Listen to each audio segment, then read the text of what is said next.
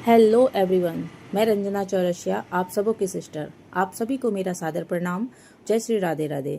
कैसे हो आप सब? आशा है आप सभी बढ़िया से होंगे। आज आप लोगों के बीच फिर कुछ बातों को लेकर मैं आई हूँ। सबसे पहले तो बता दूं कि फॉर्म सबमिशन का आज आखिरी दिन है, इसलिए आप सभी से रिक्वेस्ट है कि जितना हो सके आप अपने नियर एंड डियर को या जिनको भी आप जानते हो आप उनसे फॉर्म सबमिशन करवाइए, क्योंकि ये बहुत ही इम्पोर्टेंट है।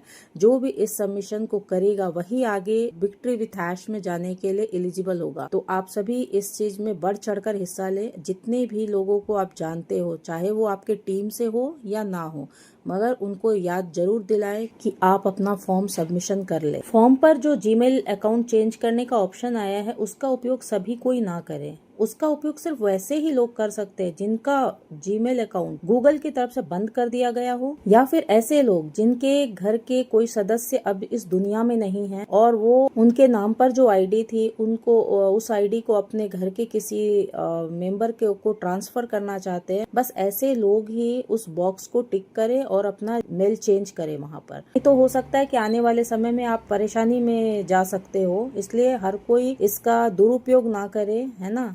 वही लोग इसको यूज करें जिसको रियल में इसकी जरूरत है। फॉर्म को फिलअप करने के बाद आप लोग एक बार सारे क्वेश्चन को फिर से एक बार रीचेक कर लीजिएगा और रीचेक करने के बाद ही सबमिट कीजिएगा, क्योंकि एक बार जब वो सबमिट हो जाएगा ना, उसके बाद आप उसमें कोई भी चेंजेस नहीं कर सकते हो। फॉर्म सबमिट करने के पहले आप ये भी एक बार चेक करना ना भूलिएगा कि जो ऊपर में नाम आता है, आपके नाम की आईडी है, उनका नाम दिख रहा है या नहीं, उनकी मेल आईडी भी सही है या नहीं, इस चीज को एक बार जरूर वॉच कीजिएगा और उसके बाद ही आप सबमिट कीजिएगा। ये सारे क्वेश्चन जो है उसको भरने के लिए इतना टेंशन लेने की भी ज़रूरत नहीं है। आप कोई बोर्ड का एग्ज़ाम नहीं दे रहे कि आपका एक क्वेश्चन गलत हो जाएगा तो आप आगे के लिए एलिजिबल नहीं होगे।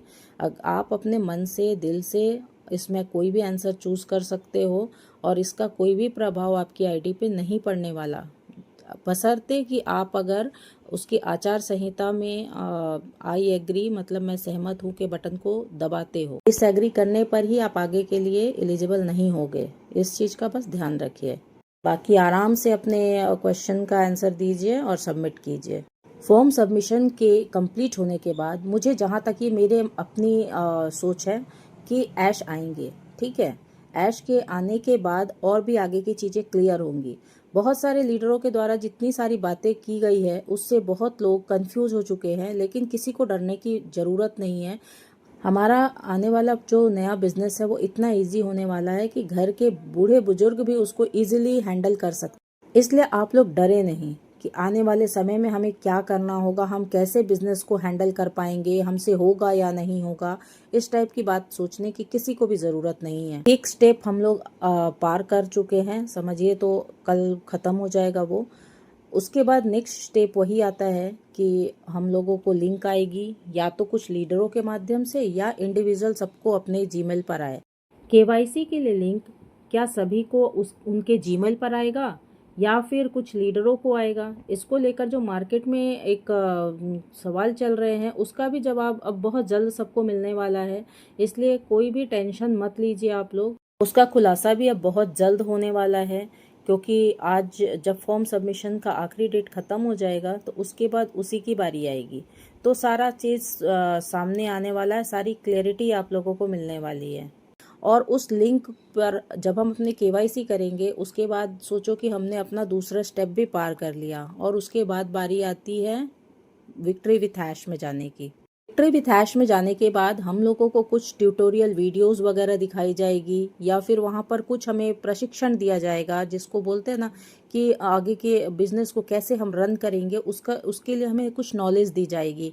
क्योंकि हमें आने वाले जो बिजनेस है उसके बारे में कोई भी नॉलेज नहीं है कि हमें वहाँ करना क्या है।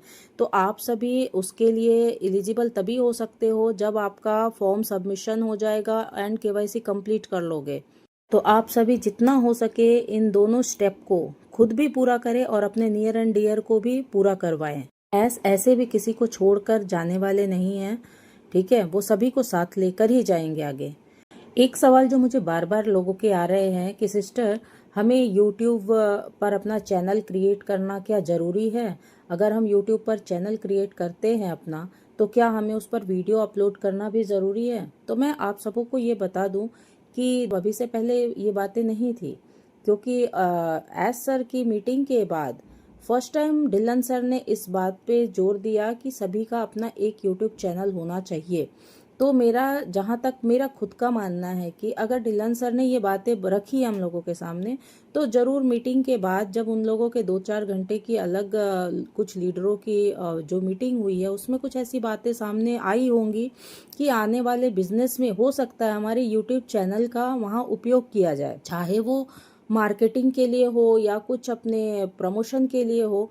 तो मेरा एक ही कहना है कि अगर हमारे ढिल्लन सर ने हमें बोला है कि यूट्यूब चैनल क्रिएट करना चाहिए, तो आप सबों को ये करना चाहिए। ठीक है, ऐसे भी डिजिटल वर्ल्ड में हम रह रहे हैं और यूट्यूब का उपयोग भी हम कर रहे हैं, तो क्यों नहीं हमारा खुद का चैनल भी हो। अब ये जरूरी नहीं है कि आप उस पर वीडियो बनाओ और अपलोड करो, लेकिन आप बनाओ जरूर। आने वाले समय में ये इस YouTube चैनल का क्या उपयोग होने वाला है वो भी समय आने के बाद पता चल ही जाएगा, तो आप सभी इसको कर लीजिए। ये कुछ इम्पोर्टेंट बातें थी जो मुझे लगा कि आपको जानना चाहिए, तो मैंने आप सबों के साथ रखा। और ऐसे ही इम्पोर्टेंट मैसेज के साथ अगर आप मेरे साथ बने रहना चाहते हैं तो मेरे YouTube चैनल को जितना हो सके सब्सक्राइब कीजिए, और मेरे जितने भी वीडियोस आते हैं उसको सबसे पहले देखने के लिए आप मेरे बेल आइकन को भी प्रेस कीजिए, और जितना हो सके अपना समर्थन दीजिए, लाइक कीजिए, शेयर कीजिए। Thank you.